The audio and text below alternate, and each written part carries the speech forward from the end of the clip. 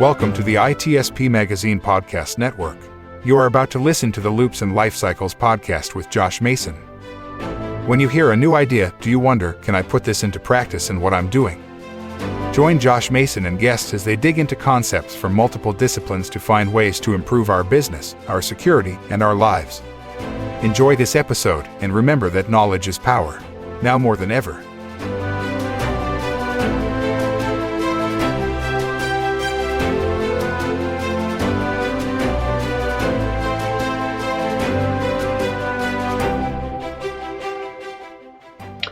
Welcome to Loops and Life Cycles. Today I'm joined by Chris Marks. And Chris, tell the audience about yourself. So I'm a cybersecurity veteran. I'm not going to say an expert because expert is relative. You could be in cybersecurity for 20 years and still not know everything. So I'm a cybersecurity veteran. I'm originally from Louisiana. I've been in cybersecurity on the corporate level since 2011, 12. Nice. Been in IT since 2003. Live in Dallas, Texas currently. And just love doing cybersecurity work. So that's me. Nice. So our friend Phil Wiley connected us. Yes. And what have you been up to recently, Chris? So I actually ran into Phil last month. It was the first time in 3 years I've seen him face to face. Yeah. And when people, you said Phil's our friend. Phil's everybody's friend. There's not a person in cybersecurity I have met yet that hasn't known Phil Wiley. So that is awesome. But lately it's just been trying to improve cybersecurity posture as a whole. The company I work for, but also too just trying to get the younger generation into it. Everybody, we run into today's society where there's not uneducated, but also miseducated. There's more miseducated than uneducated because you could go on YouTube right now and hear people talk about, you don't have to be technical to be in a technical role. You may get a job, you're not going to keep it. And I'm speaking from somebody who makes those decisions where somebody gets hired or somebody gets fired. And a lot of companies and a lot of people are seeing that, hey, even people with 4-year degrees are coming out of college and they're not getting acclimated into the workforce immediately. So I'm trying to go into colleges, 4-year universities, 2-year university, community colleges, and even like some high school programs and talk about cybersecurity and what people need to know and understand that what you go into school to do, that's the minimum. You need to be on your own figuring some of this stuff out. And there's plenty of websites. I know a lot of people that have their own content, and that's great. Me, I would never, I don't foresee myself making my own content because there's so much good content already. Why reinvent the wheel? It's just using that content and directing it to the right people. Exactly. I love this. For those who are new to listening to this channel, on Loops and Life Cycles, we talk about technology, cybersecurity, life, and sometimes flying, because I used to be a pilot, and how we improve and just mature in all different ways. And it could be the DevSecOps life cycle, it could be CMMC or CMMI. Everything moves in a maturity model from baby steps up to excellence. And what you're talking about right there, taking the education for cyber, because if you were gonna like put a number on it, it's at like stage 1, I believe. Where there's some people who are trying, there's places that are doing it. SANS has been around for a long time, but I don't even want to say that it's hitting like the maturity point of But man, established. SANS is so expensive. And does anybody that watch SANS or from SANS that's watching this, look, y'all have a good product. I will agree. Love you, yeah. But does it really have to be that expensive? Like, really? And I get it. Chanel doesn't need to like mark down their bags. I think they make bags, right? Right. I get it, but at the same time, like we need an alternative. We need like we need good alternatives. And there's folks who are starting things. I'm going to uh, Wild West Hackenfest next week, and Oh, Black Hills oh, Information Security is doing good stuff. Heath Adams is doing, I think, the closing keynote, and they're doing good stuff at TCM Security. I've worked at INE in the past, and they're trying to put out some great stuff. We know plenty of people who are getting there, but again, it's this low maturity level for the industry as a whole.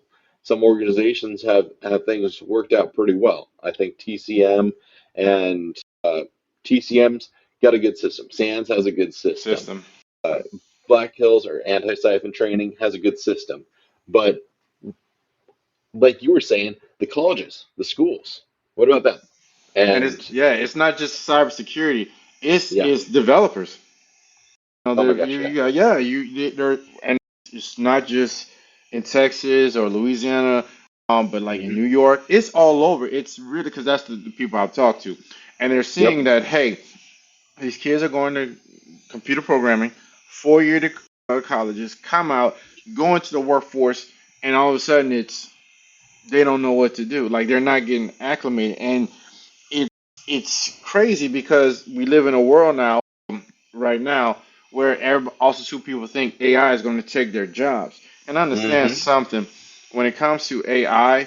If we're just talking from a developer standpoint, you have to know how to program in order for AI to help you.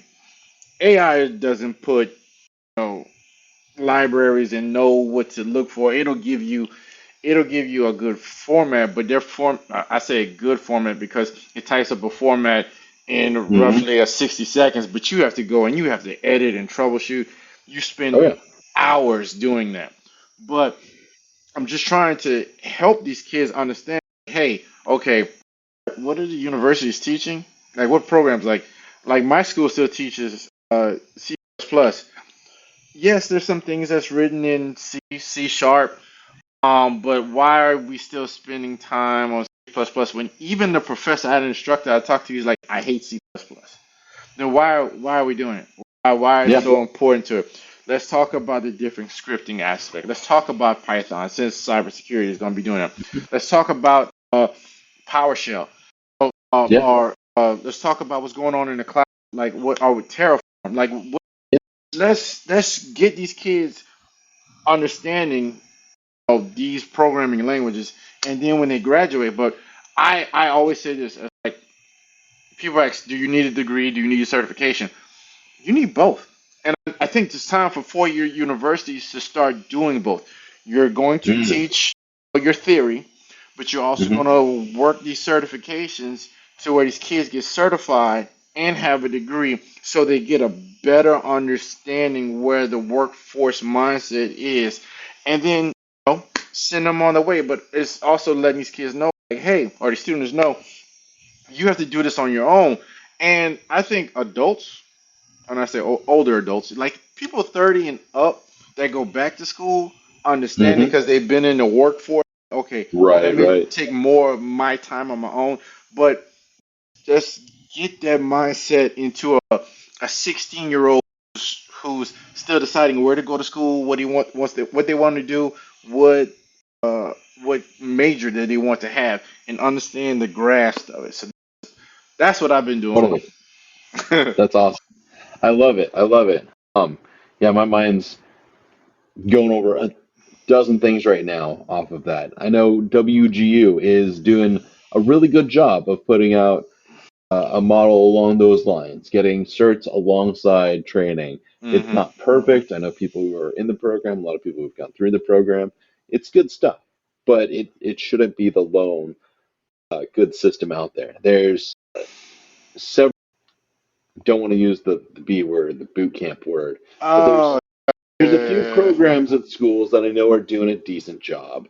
There's a lot that leave leave people in a poor position that are just making But here organizations money. is the way they market boot camps. Oh my Boot gosh, yeah. camps should not be done until you've actually studied everything that the boot camp says. Like, for instance, if you do a CCNA boot camp, you need to have read that whole CCNA documentation, that big manual, way before you go to the boot camp. The boot camp, don't call it a boot camp, call it a refresher. That's all it is. Like Yeah. you go and you refresh, and then the test, they tell you, okay, look at this for the test, look at this for the test. I'm Hmm. like, okay, oh, but if you go to a boot camp, a Exam week long prep. boot, and then go to exam, nah, that ain't Hmm. happening. It's not happening. No, completely agree. And there's things that we could do on both sides as an industry. Make it really put out what do people need to know to get started on the job. Because there's the information, there's the information I know. There's a Yes. lot of information that senior people know, and if they turn around, they go, "Oh, you should know this. This is going to make you lethal in your job." And it's like, that's excellent. I need to get the job first. What'll get me in the door? Job and in the door. That Because is that. that's, And one thing I will say for your colleges, or for your universities, do an all right job. It's just we need to do more. They need more of to understand it is internships. hmm You look if you, students and you're in college, co-ops, internships while you're in college, go in, see the workforce, see how people work, see the expectations.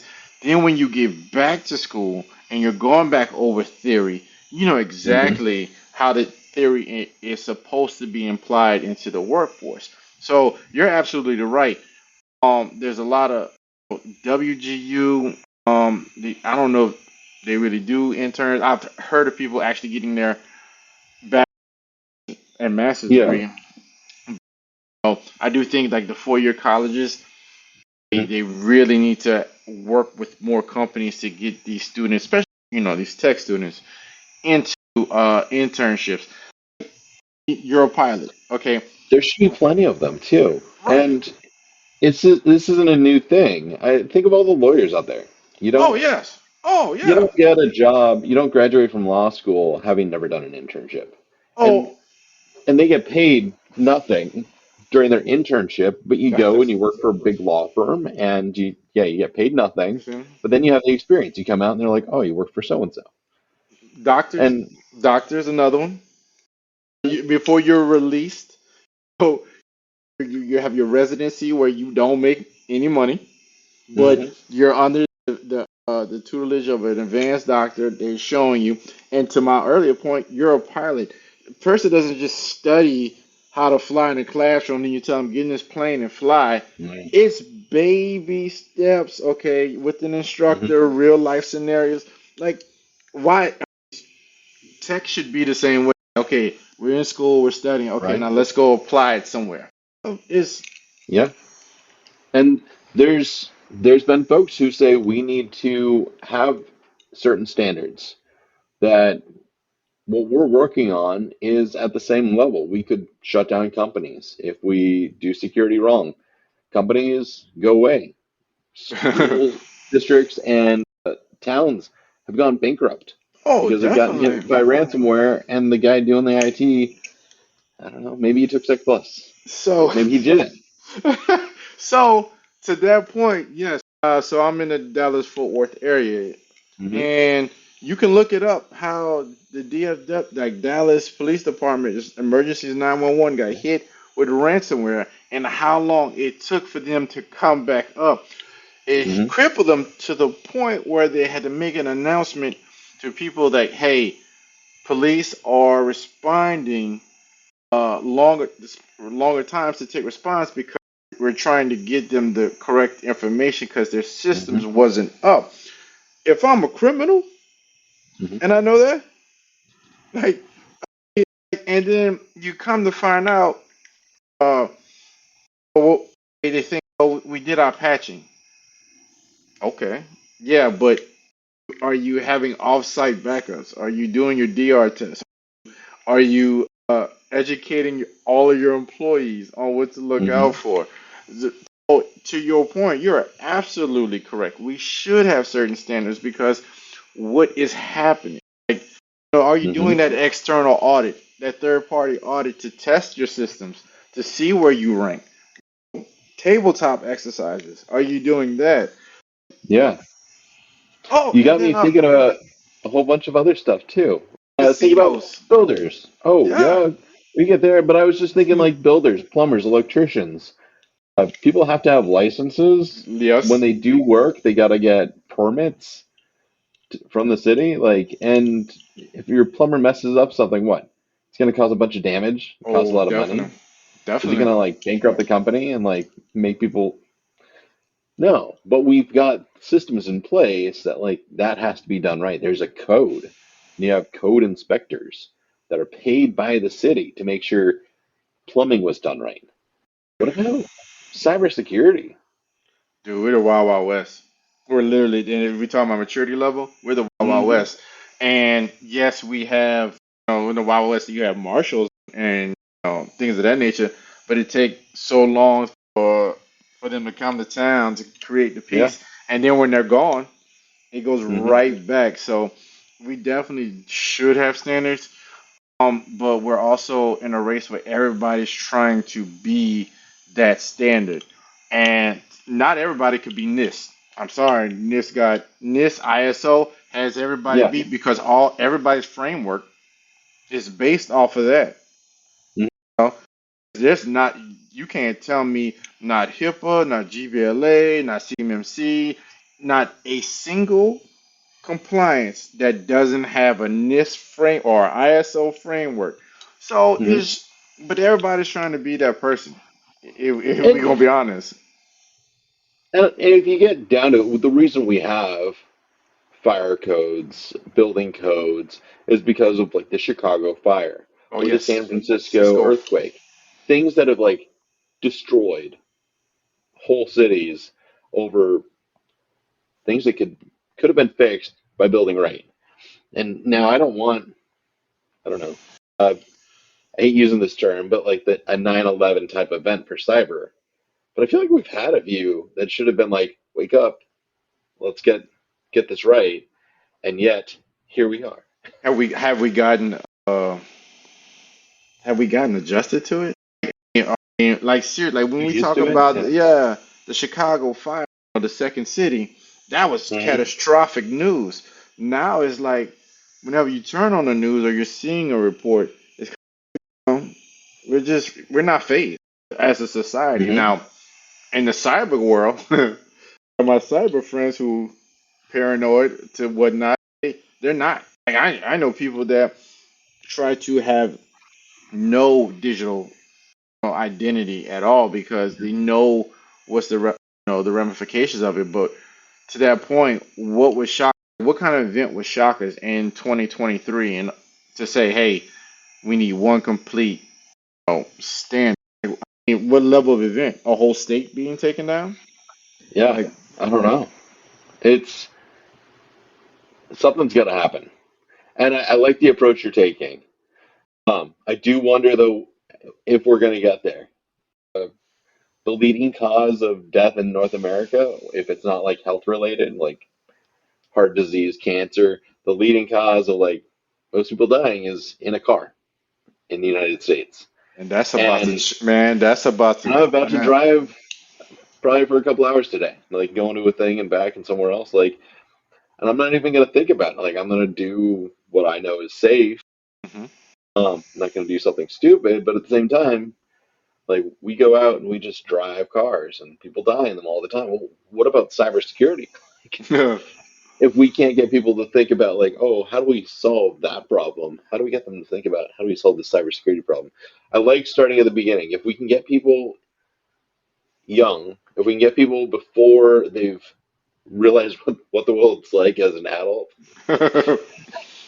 No, fill it their just head with that useful knowledge of, hey, this is how we become better. I think that's a good starting point, to let them know how it affects their lives.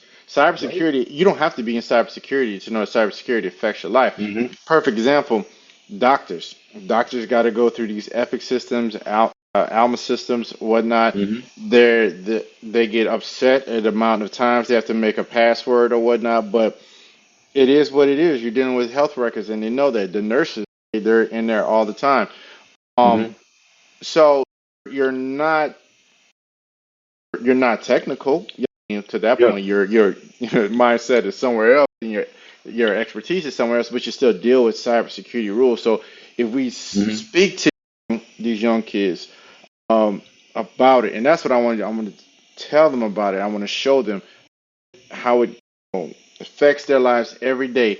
So Hmm. when they're seeing a news report, and let's be honest, we live in a country that needs a dramatic update in the way it passes its policies. Hmm. Um, because how many people in Capitol Hill? Um, let's I'm gonna talk about it because we see it in local Yeah. governments. Like I said, with the ransomware shutting down a city, your mayor and your mayor and all of them need to know about it. Your councilmen need to know about it. Your governor needs to know about it. Your state representatives need to know about it. Capitol Hill needs to know about it. And it doesn't have to be in the back for it. You need to put it right here and now because don't come and tell me the big bad boogeyman of Russia and China want all your data, but you're sitting here arguing about a wall in Mexico. Yeah. Yep. It got me thinking about the videos, the reels, the TikToks of Mark Zuckerberg on the Hill, and the senators asking questions that like my daughter can answer for you, and Yes. she's 8. Yeah. Yeah. It's just I don't know, a few things there. Like if we can get folks while they're young in school, I mean, we make people learn algebra and geometry and calculus. Like, do I use it? I don't know, probably, Probably. but Yeah. what do I use more? This right here. Like, let's make this as important as English, history, and math and Okay. science. To your point again, algebra, geometry. Hmm. We use calculators every day. But Understand. we know how to check a calculator if it's wrong. We Hmm. learn about history. So, and you'll see this on debates and whatnot when people talk about history, whatnot. We can go back and fact check because Yeah, we had that experience. Well, exactly. we need fact checkers when it comes to cybersecurity policies and Exactly. procedures. That's all it is. Hmm. That's to your point. You're absolutely right. It needs to be taught like in high school. Yeah. And there's creativity there. Oh, you were talking about passwords. Like, we got to move away from passwords. Oh yeah. But, and there's the passwordless revolution. But truth be told, it's gonna be someone in their early 20s that comes up with, oh, hey, this is what's gonna work. You Next can generation's this generation's Mark Zuckerberg, I hope, comes up with the cybersecurity solution that puts us out of a job so we can do something even cooler. here's You the know? thing. Yeah, and here's the thing to your point about passwords. We need to move away. We know we need to move away, but we're still using it. It's so antiquated that we have so many passwords and so many rules to passwords that we have to have password keepers. Hmm. I can't even think about how many passwords I use every day. Hmm. Every day. Even in your personal life. Your Netflix Right? account. You want to go watch Netflix? No, my daughter wants to watch something on Netflix. Okay, well, gotta get in her account. That Right? password. Disney Plus. Yeah, okay. YouTube TV. Well, and it's funny that like we're having to re-educate people. It's like people knew passwords a long time ago. Like Alibaba 40 Thieves, like Open Sesame. It's 2 words. It's got a special character. It's got a space in there. Yeah, space in there. Hey, Right? right. And it's more than 8 characters. So like, I mean, we've moved, ciphers. we've moved Ciphers. back. Yeah. No, they was using ciphers Roman, Egyptian days. Mhm. Oh, it's just time to evolve to find better ways to authenticate. But Yeah, it's finding the right way, you know. yeah. And just make it a normal thing. I don't know. Hmm. We'll get there. We're doing good work. Love what you're doing, Chris. Thank you. Thanks for joining me today. And folks, thanks for listening in on this conversation. If you enjoyed it, please like and subscribe and follow and share with your friends. And we'll see you again for another one in a couple weeks. All right. Thanks, Chris. Bye bye. Oh, thank you.